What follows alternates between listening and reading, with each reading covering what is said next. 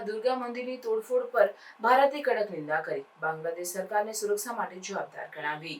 બાંગ્લાદેશમાં ઢાકામાં દુર્ગા મંદિરની તોડફોડના મુદ્દે ભારતના વિદેશ મંત્રાલયના અધિકૃત પ્રવક્તા રણદીપ જયસ્વાલે ગંભીર ચિંતા વ્યક્ત કરી છે.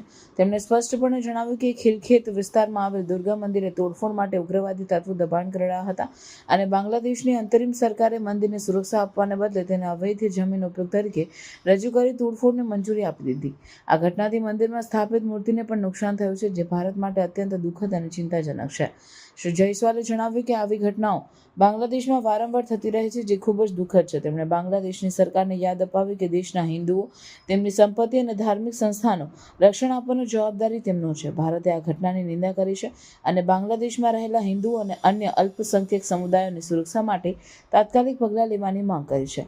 દુર્ગા મંદિરની તોડફોડ બાદ બાંગ્લાદેશના હિન્દુ સંગઠનો અને માનવ અધિકાર સંસ્થાઓએ પણ આ ઘટનાની કડક નિંદા કરી છે અને અનેક સંગઠનો દ્વારા ઢાકાના શાહબાગ વિસ્તારમાં વિરોધ પ્રદર્શન યોજાયું છે અને સરકાર સામે અવાજ ઉઠાવ્યો છે. મંદિર સમિતિએ પણ જણાવ્યું છે કે તોડફોડ પહેલા કોઈ પૂર્વ સૂચના આપવામાં આવી નહોતી અને મંદિરના ભક્તોને પણ દૂર કરવામાં આવ્યા હતા. આ ઘટનાને કારણે ભારત બાંગ્લાદેશ સંબંધોમાં તણાવ સર્જાયો છે.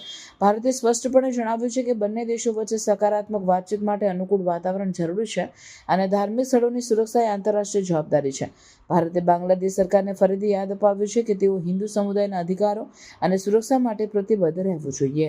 We understand that extremists were clamoring for demolishing the Durga temple in Khilkhet, Dhaka. The interim government, instead of providing security to the temple, projected the episode as illegal land use and they allowed the destruction of the temple today. This has resulted in damage to the deity before it was shifted. We are dismayed that such incidents continue to reoccur in Bangladesh. Let me underline that it is the responsibility of the interim government of Bangladesh to protect Hindus, their properties and religious institutions.